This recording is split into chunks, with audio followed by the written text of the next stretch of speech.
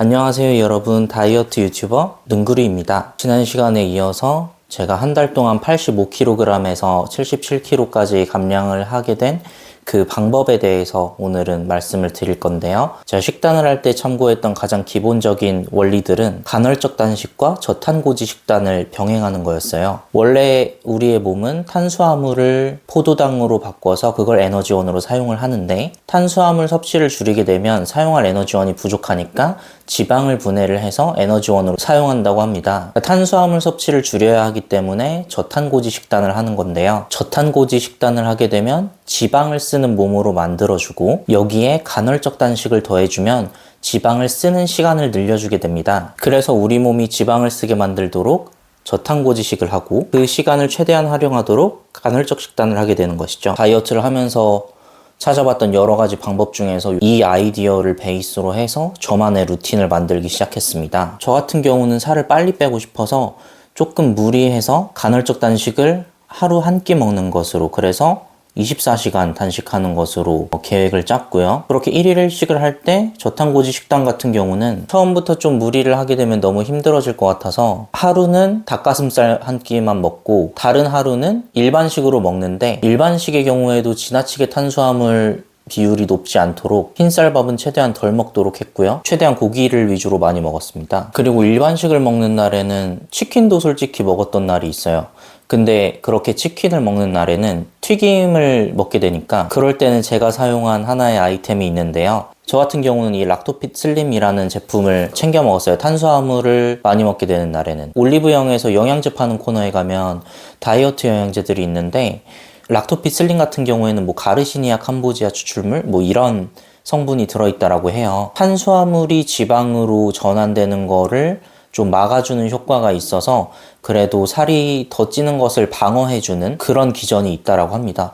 제가 일반식 먹는 날에 3월달에 제 생일이 껴있어서 치킨을 많이 얻어 먹었거든요, 선물로. 그래서 치킨을 먹은 날에는 제가 저 락토핏 슬림 같은 영양제를 같이 먹었는데, 저 개인적으로는 확실히 저거를 먹었을 때가 안 먹었을 때에 비해서는 그래도 다음날에 몸도 가벼운 것 같고 체중도 많이 늘어나지는 않는 듯한, 그래서 저는 이런 다이어트 영양제의 효과를 어느 정도는 체감을 하는 것 같습니다. 그리고 제가 닭가슴살 먹는 날에는 쿠팡에서 제일 높은 순위에 있는 요런 닭가슴살 볼 같은 제품들이 있잖아요. 저는 요런 식으로 닭가슴살 볼로 된 제품을 먹었는데요. 그 이유는 덩어리로 되어 있는 제품 같은 경우에는 먹기가 좀 불편하고 조금 더 식감이 질겅질겅하다고 해야 되나? 그래서 닭가슴살 볼로 된 제품을 찾아서 먹었고요. 이런 제품들을 하루에 하나만 먹었어요. 근데 이게 보시면은 단백질이 18g 밖에 안 들어있는 거라서 다음번에 이제 닭가슴살을 구매를 할 때는 한 봉지에 30g 정도 들어있는 제품을 사서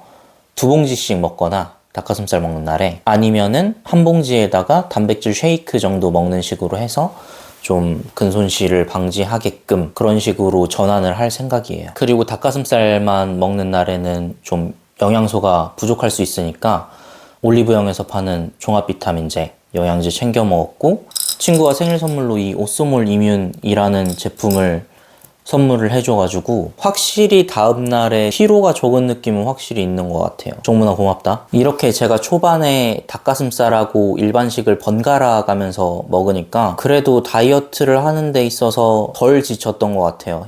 그리고 닭가슴살만 먹는 날에는 저거 한 봉지만 먹으면 확실히 힘들긴 하거든요.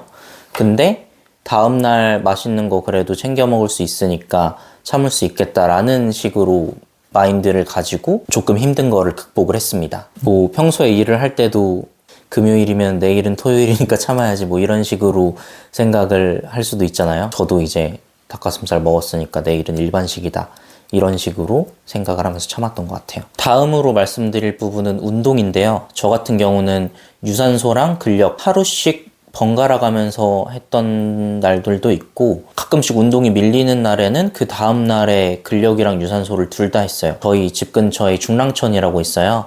거기에서 5km 정도 뛰었는데, 이것도 처음부터 5km를 뛴 게 아니라 3km에서 4km 정도를 뛰는데, 처음에는 이제 걷기로 시작을 해서 하다 보니까 할만하네 싶어서 그러면 오늘은 풀코스 뛰어볼까? 라고 생각을 했더니 그게 되는 거예요.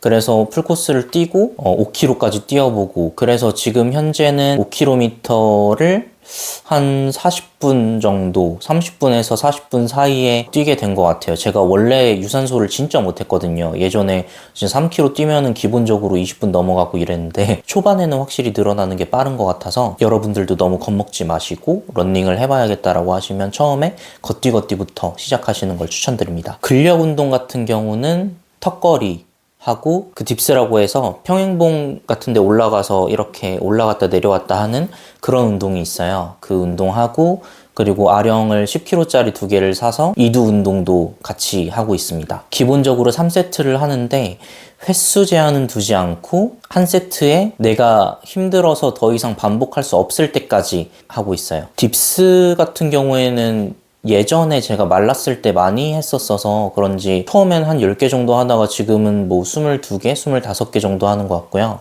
턱걸이는 처음에 한두 개로 시작해서 지금 많이 하면 10개 정도 하는 것 같아요. 그리고 아령 운동 같은 경우에는 제가 평생 안 하다가 지금 이번에 처음 시작하는 거라서 처음에는 뭐 2번, 3번 하던 게 지금은 뭐 10번, 12번 뭐 이 정도까지는 늘어난 것 같거든요, 횟수는. 그리고 이렇게 근력 운동을 하다 보니까 확실히 조금 샤워할 때 조금 자부심이 생긴다. 약간 이런 느낌. 그리고 제가 신년 계획으로 좀 무리하게 등산이라는 계획도 세웠었는데 용마산을 2번 갔었는데 가파른 바위 능선이 조금 길게 있는데 초보 등산자 기준으로 제가 처음에 올라가는데 바위가 계속 있는 거예요. 바위만 등산 코스가 안 나오고 가파른 바위만 계속 나와가지고 이거 코스가 여기가 맞나?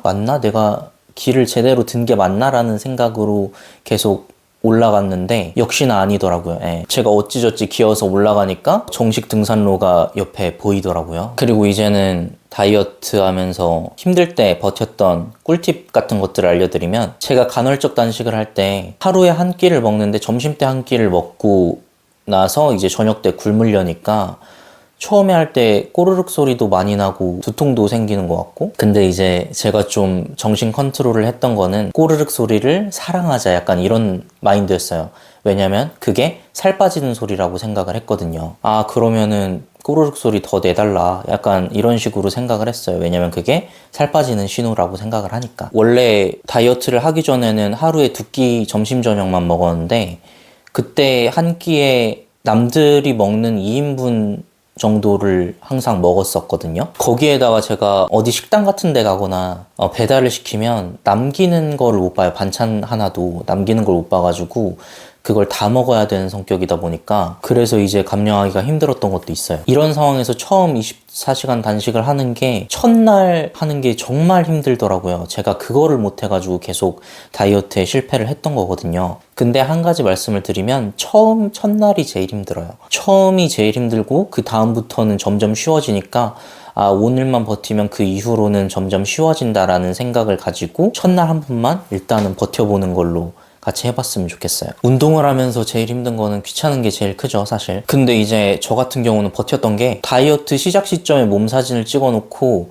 그거랑 현재 몸 상태를 계속 비교해가면서 제 몸이 멋있게 변화하는 모습을 관찰하면은 조금 그래도 그 귀찮음이 덜해지는 것 같고 동기부여가 되는 것 같아요. 그리고 저 같은 경우는 다이어트를 하면서 제일 힘들었던 날이 퇴근하고 계단으로 집에 올라오는데 아랫집에서 된장찌개 냄새가 복도 가득히 퍼지는 거예요. 아 그때 집밥 생각나면서 정말 갑자기 우울해지고 힘들더라고요. 가끔 그런 날이 있잖아요. 살다 보면 복도에서 퍼지는 집밥 냄새. 그러니까 그게 자취하면서 이번에 다이어트 하면서 제일 참기 힘들었던 것 같아요. 그래도 다이어트가 조금 진행된 상태가 되면은 내가 오늘 저 냄새를 맡고 내 루틴이 깨지게 되면은 지금까지 해왔던 게 물거품이 될 거다라는 그런 마인드를 가지게 되다 보니까 무사히 넘어갈 수 있었던 것 같아요. 이제 제가 식단이랑 운동했던 방법들 그리고 나름의 소소한 꿀팁들 전달을 드렸는데요. 저 같은 경우에는 월급을 받으면 매달 100만 원 이상을 식대로 썼어요. 술값이랑 밥값으로. 매달 100에서 150 정도는 그렇게 썼던 것 같고 심했던 달은 200 정도를 식비로만 썼던 달도 있거든요.